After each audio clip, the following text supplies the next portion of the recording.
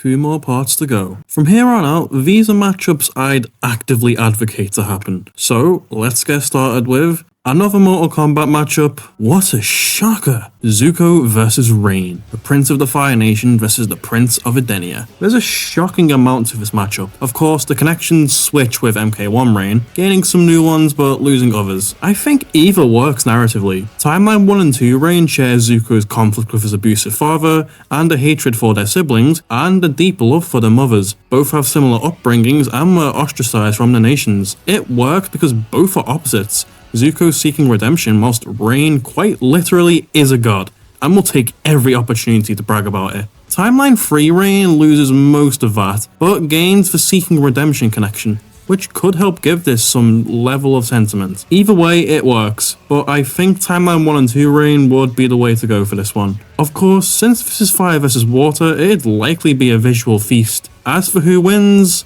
Rain. Even if you don't buy Universal, it's a fairly comfortable win for the demigod, which is sad since Zuko's my second favourite Avatar character, but you get used to it. I'm gonna make this one quick since I don't think anyone will need convincing here. Luz versus Anne. I recently watched both shows and I really liked Amphibia and loved the VL House, so I'd be rooting for Luz. This one's very popular and for good reason. There's so much you can do with it that I won't get into it here. It helps that it's debatable too, although I'd probably bet on Anne. There's great track potential as showcased by Brandon and Werewolf's custom tracks, and let's face it, we all know both franchises can offer a fun analysis. Here's the issue. Both of their ultimate forms require outside sources, so what do? I'd say include them. Since both are non-standard, I think it could make this a lot more interesting. Or they can offer 2 explanations to show what would happen if the final forms were granted, if they choose not to. I hope this happens one day, just not too late please. This one just pains me. Kratos is overdue for a return. We all know this, but who should he face? There's Gore, which works, but again, I prefer Saint Walker to Gore. There's Asura,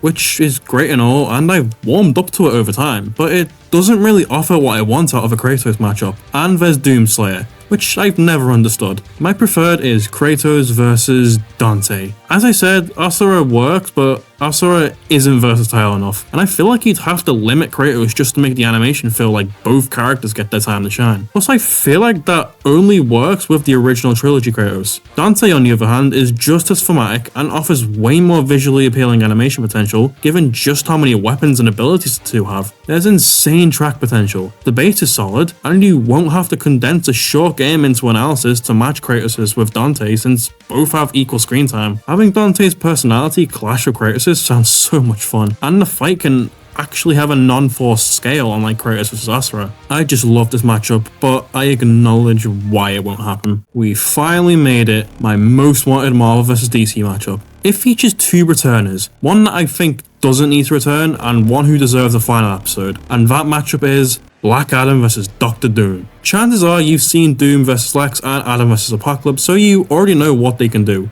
Both are some of my favourite characters from both franchises. I acknowledge that Adam doesn't need to return, although I feel like he was wasted a little last time. As one of the few people on Earth who like Lex vs Doom, I can see the issues, and Doom could use a return for that reason alone. So how do you make this different? Simple. You go to a higher scale.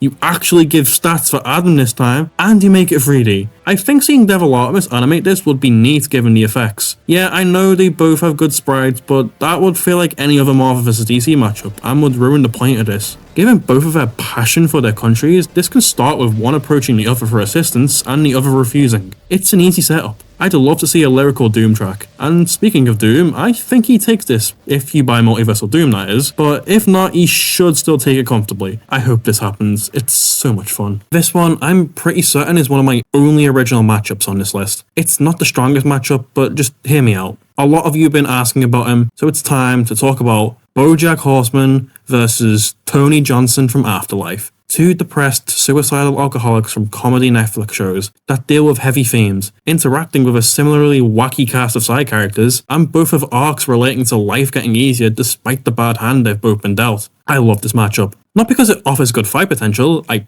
personally think it will be very entertaining, but because I know the writers can tackle serious characters like this. The ending of the fight should be a reflective one. I assume Bojack wins here, and when he deals the final blow, he ends up with having a panic attack, looking at his blood-stained hands, seeing himself for the monster he really is, and it ends on a shot of the fictional drug from the show called Bojack Kills. I think it'd be a neat way to end things. More importantly, both shows mean the world to me. I make it no secret I've not always been the happiest, and watching both of these shows a few years back, it helped me do a lot of self-reflection, seeing myself in certain parts of these characters, and honestly, seeing them change and grow as both shows progressed helped me to grow too. So I'll always be thankful for that. Seriously, if you have Netflix, watch both these shows, I beg you. The matchup will make complete sense to you if you do, and you're guaranteed to laugh and cry just as much as I did. This is another one of them double returner episodes. Both of their last episodes were both really good and seem to be fan favourites. So I don't think this needs to happen, but regardless, I still really want Sauron versus Ganondorf. God, this is such a cool idea. The battle of two Dark Lords. And it's so thematic. Please go to the pinned comment and read the connections. They are basically the same character in every way. This is a battle of manipulation, manipulating the other's army, abilities, the environment, and even each other. This fight allows for the two to use their more obscure and crazy abilities, like Ganon summoning a blizzard or making himself intangible. I imagine the fight opening similar to the battle in the first Lord of the Rings movie, where their armies are fighting in Mordor until the two of them appear and start entering the battle, until they meet at the middle and engage each other, having a clash of melee and magic at the beginning until the two go into beast forms and duke it out before Sauron gets the upper hand, going back into the magic fighting and environmental manipulation. Imagine this, Sauron causing Mount Doom to erupt, and Ganon flies into the air, causing the clouds to split, shining the light of the blood moon down onto the field before the two go into a biblical scale standoff with their abstract forms. After which the two will have a final sword fight in an arena similar to the one Ganondorf makes at the end of Twilight Princess. Ganondorf would have the Twilight Princess design for this fight since it lines up the closest with Sauron and his base forms. Beast Ganon meshes well with the wolf form, and Ganondorf's malice is Ganondorf's version of the Eye. While the Hyrule Warriors model would look the best next to Sauron's normal armor, Twilight Princess has the best consistency while also looking great next to Sauron's base. If you thought Sauron vs Arthas was good, this basically does everything that did and more. The two could try to manipulate each other through the fight, trying to get the other to join them or slip up somehow so they can get an advantage over the other, but eventually they see it as just not working and realize they must fight more up front and personal, using everything including the environment to battle, and they could try to take over each other's troops with their corruption to make them fight each other while also fighting each other. Since both have their own small kind of reality warping that messes with the mind and environment, this could become part of the battle as well. There can be many scene parallels with Sauron vs Arthas, but taken to an extreme. Now, I'm gonna do the part where I talk about Death Battle in general, and specifically Ganondorf in Death Battle. Ganondorf in recent Death Battles has been really surface level. He acts more like an ogre, flying around mindlessly swinging instead of being the tactical genius he is. Sauron thankfully was handled much better, but we did not get to show off more of his cunning side through dialogue that much, and since this would be a good place for that to shine for both of them, it makes this dynamic worth it enough for a run back. And while it doesn't cover everything I would like to see with Ganondorf, it covers more than what he has shown, and has the best dynamic of all his matchups. You can't go wrong here. Mewtwo is one of my favourite Pokemon, and for good reason. He absolutely deserves the run back, and I think I know the perfect matchup for the perfect Pokemon. So who are his options? There's Black Wargreymon, which works, but I really don't care for Digimon. There's Sephiroth, who I don't think needs a rerun, but it would still be awesome. And Tetsuo, who again doesn't need a rerun, but it would still be cool. All three of these work, and I'd be very happy with the latter two, but I have one preferred. Mewtwo versus Shadow. Surprised? Well, I'll keep it brief since we all know why and how this matchup was done dirty. This was a popular request that ended up getting an awful episode that disrespected both characters. For two amazing characters and an amazing matchup like this, that just doesn't sit well with me. The connections are amazing, the track potential is insane, and there's a decent debate, even though I think Shadow takes it. My big hope with the analysis is that they knock it off of the edgelord jokes for Shadow. It's run its course. So what can be done differently this time? Well, for one, they can take this fight into space, and their abilities clash off each other really well. The ending is where things get interesting. I'd have Mewtwo still be misguided here, with the setup being Gun sending Shadow to infiltrate Team Rocket. After the final clash where Shadow defeats Mega Mewtwo, he falls to Earth, realizing that despite Shadow's creation and suffering, it's what he's done with the gift of life that really counts, remembering Amber in the same way that Shadow remembered Maria. It's similar to Magneto Tetsuo in that regard. There's so much potential here, and I don't want to see it go wasted. One of my favourite fictional villains is King K. Rool. He was my most wanted Smash character, and trust me when I say I screamed when he was announced. Naturally, I'd like an episode with him. So here are his options. There's King DDD, which works better as a DBX. There's King Shark, which no. There's King Pig, which doesn't vibe with me. And there's Blackbeard, which I'm mixed on. My preferred is Rool versus Grunty. Banjo-Kazooie is my favourite game of all time, so of course I'd want a matchup for it. The connections are simple, with it being a legacy matchup between Rareware's mean green shit-talking machines. You don't even need to get voice actors here, so making it 3D would be justified.